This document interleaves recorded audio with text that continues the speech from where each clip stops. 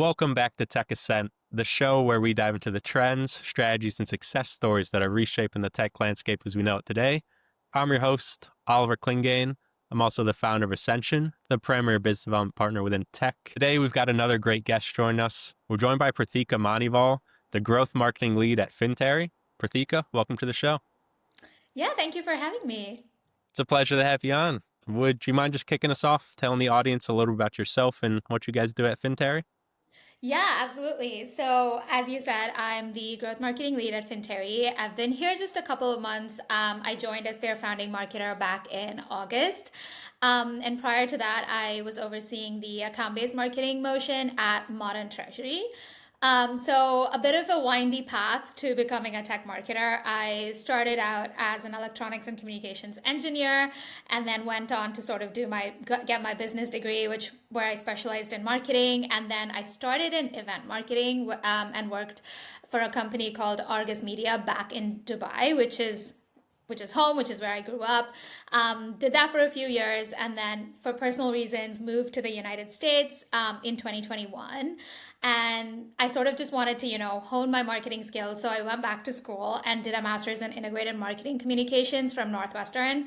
So lived in Chicago for a bit and then moved to the Bay. So I think right now being in tech marketing, sort of the sweet spot. I've really been enjoying it.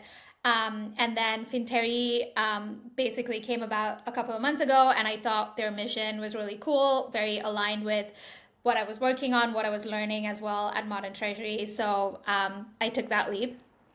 So just to give you a little bit of context about Fintary, they are a revenue growth platform focused on insurance. So what they do is they help insurance brokerages and carriers automate their commission operations and eliminate the manual work from that and help them sort of scale efficiently.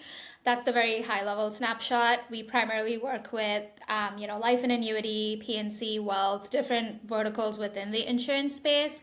And yeah, so that's what they do. Happy to dive a little deeper, but I've been here for a few months and been really enjoying it. Yeah, very cool. And I had no idea you grew up in Dubai. I actually Yeah. recently spent 3 or 4 months there. I was living in Dubai Marina, so Oh my pretty, gosh. yeah, Yeah, my company was in Marina as well. It's a beautiful city. Very different, I think, mm, from the Bay. So yeah, it's a little switch bit up. of an adjustment to like settle here, but I love it here now. Mm, Yeah. Yeah, nice, very cool place.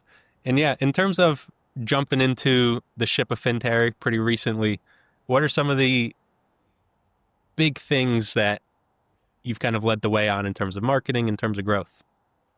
Yeah, so Fintary is just about like 3 years old, right? So when I joined, they didn't really have a structured marketing program. And so my goal has really just been to lay the foundation so that we can start working on some more creative and scrappy campaigns going forward.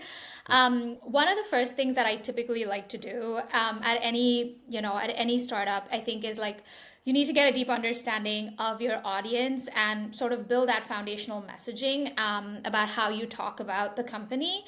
Our founder, Qiyun, she is really experienced in the insurance space, and she had a really clear vision about where she wants to take the company, which is another thing that actually drew me to them. Is they have a really good idea about who their audience is and how the product fits into the market. But I think sort of getting that just to be a little bit more structured was one of the first things I did, which is like putting together like a platform messaging doc, right? So Mm. typically something that would fall under like product marketing, but we are a very lean team.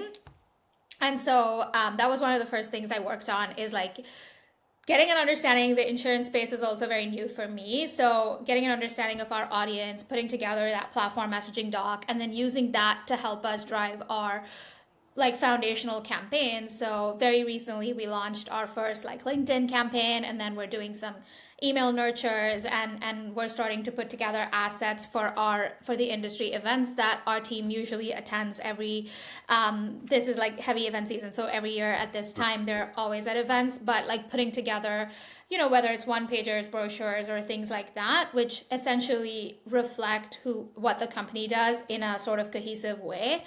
I think that's been what I've been focused on. It's in the last couple of months, and things are starting to come together. Hmm, nice. And for sure, I think it's hard to build, especially in this landscape when it comes to marketing, to build anything worth building successfully is you need that foundation, you need that Yeah. initial messaging. Because right now there's just so much noise in the space. If you don't have it dialed in internally, then navigating that externally is even more challenging. Yeah, absolutely. And I mean, Fintary is also like an AI native company, right? So we like are very inclined to like using AI in like all of our workflows. But I think even to get to a point where you're using AI efficiently for whatever it is, whether it's like content generation or audience segmentation, I think that fundamental work is really still important. That needs to be done even before you start like prompting your AI or training your AI to like work for you. So I think it also helps like stand out in that sort of sea of sameness. Mm-hmm. And being a marketer, how are you using AI in your kind of day to day?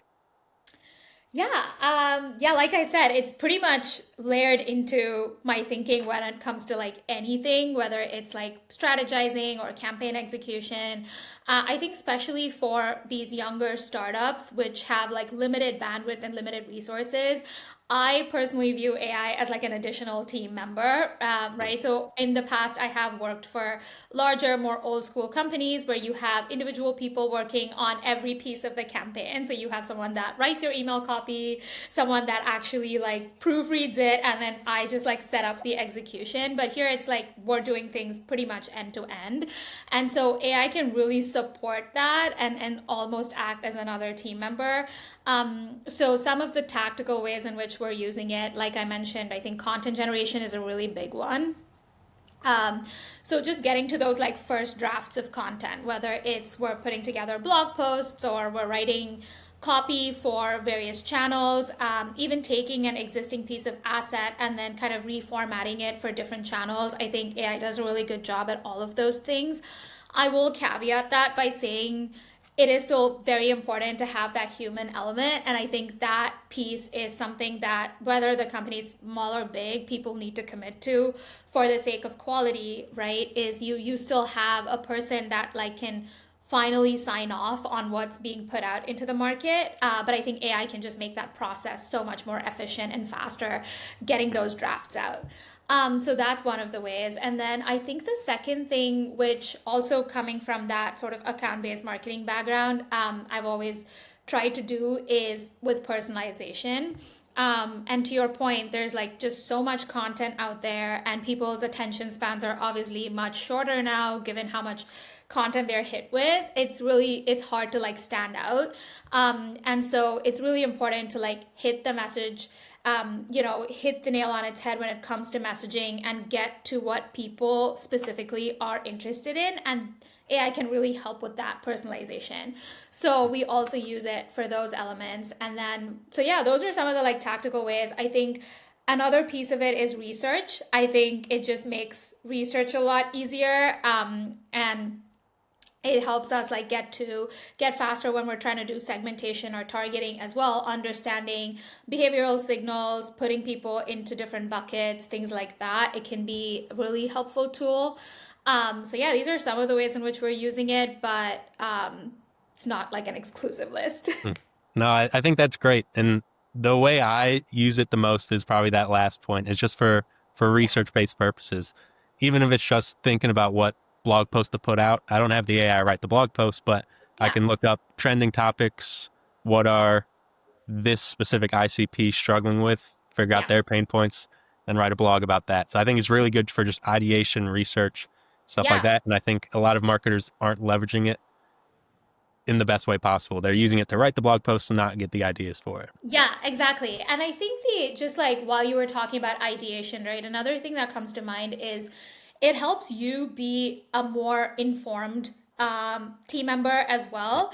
Because, for example, like I don't have a background in design, but like with marketing, you are obviously working day in and day out with creative design.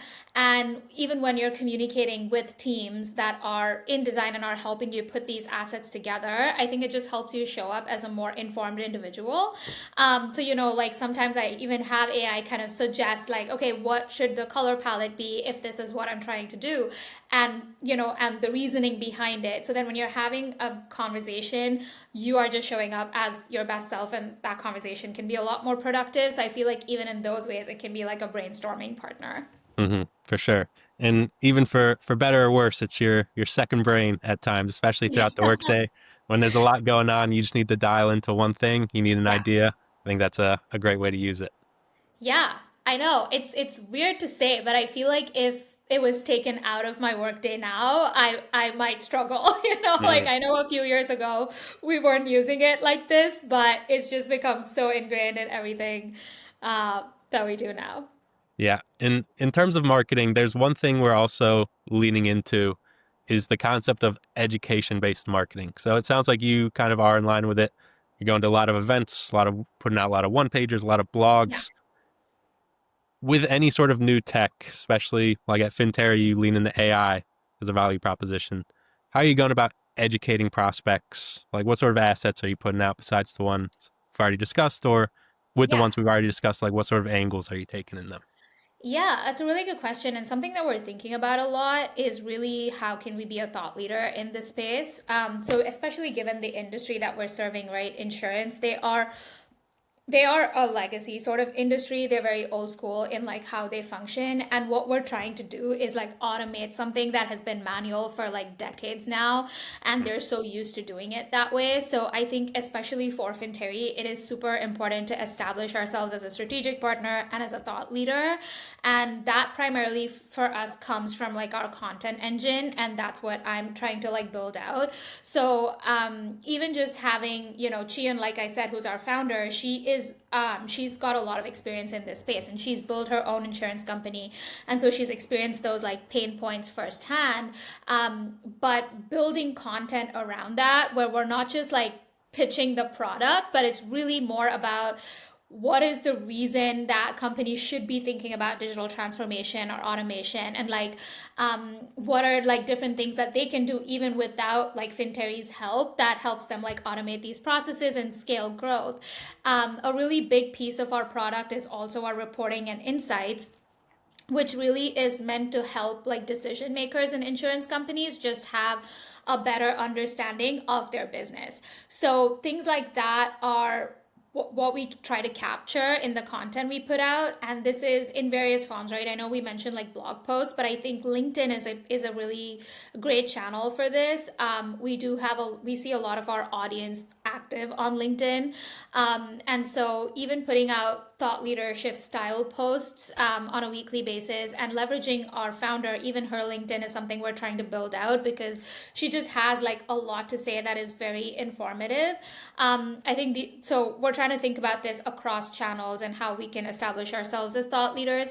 The other piece is also like speaking opportunities at these events for our founder, right? So outside of written content, I think content in different formats is really helpful. She was recently on a podcast that's focused on the life and annuity space. She's going to be speaking at one of our upcoming conferences in the Medicare space. So just having her voice sort of be heard in those spaces, not just as a founder of Fintary, but as someone that has experienced these problems firsthand, are a few ways that we're thinking about it. But that's definitely, I think, top of mind when it comes to how we're trying to build this motion out.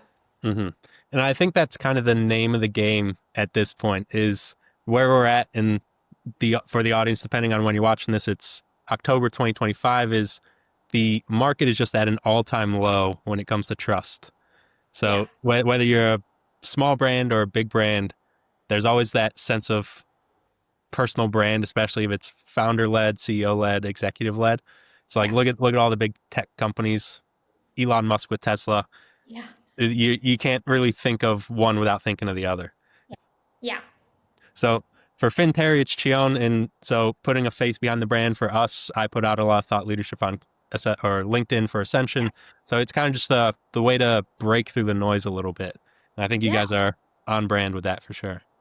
Yeah, for sure. And you kind of, mentioned something really important, which I think is trust, right? Because again, both at Modern Treasury and at Fintary, I think we're dealing with sensitive information that these companies have, right? Like commissions is sensitive to that company, and then Modern Treasury was focused on payments, so a company sharing their like payments data or the way that their money moves. This is like sensitive information that they're obviously not going to be like super keen to share unless they really trust in the partner. So I think that's where it's really important to first set yourself up for building that trust before you even get to the sales cycle.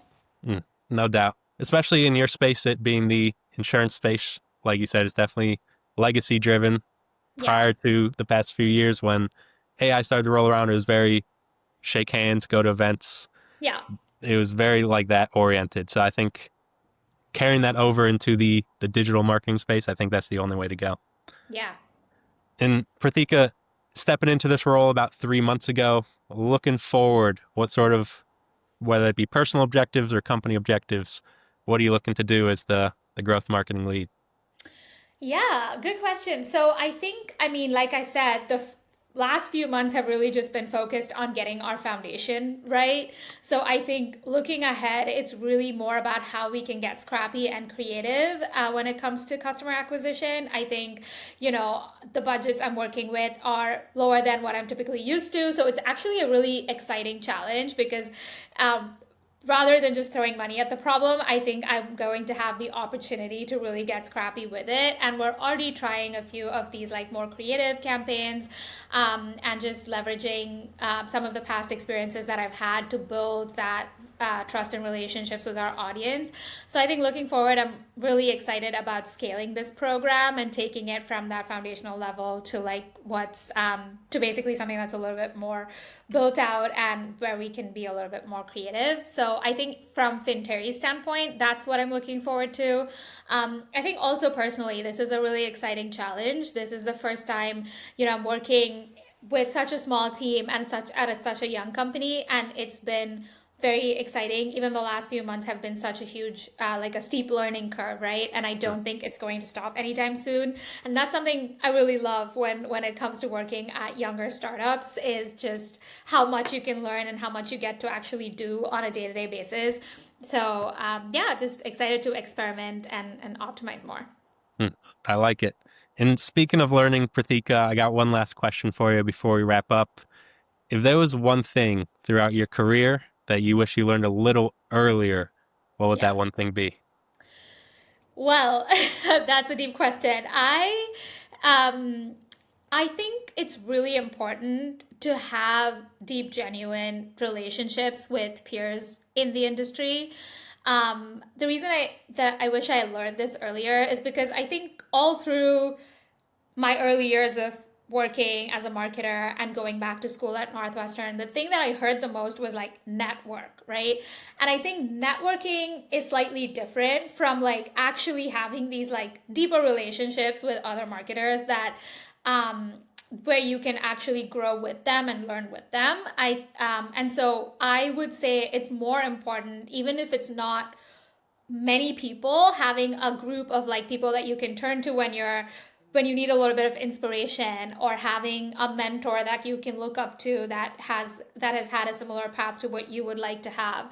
So something like that I think is very valuable, and I've started doing that more recently, and it has been very fulfilling. And it has also been, like when I'm thinking through like my career or like how I approach marketing differently at different types of companies, that has been like it's a really inspiring place that I can go to for not just ideas, but also a little bit of like soundboarding. So that I think would be one thing I wish I learned earlier, and I would encourage anyone, whether you're a marketer or not, to just do. Hmm. Yeah. And I like the saying is, well, I like two sayings on this front is your network is your net worth. Then it's Yeah. sometimes, especially as you're kind of growing your career, it's not about what you know, it's about who you know. The more Yeah. people you can shake hands with, the more opportunities that are going to present themselves. So Yeah. Yeah. I like it. Totally. And Pratika, that is all I've got for you today. So I appreciate you coming on the show, having such a great conversation. I'll be sure to tag your LinkedIn and Fintary's website down in the description, but is there anywhere else people can connect with you on? Yeah, I think LinkedIn is probably the best place. Yeah. Perfect.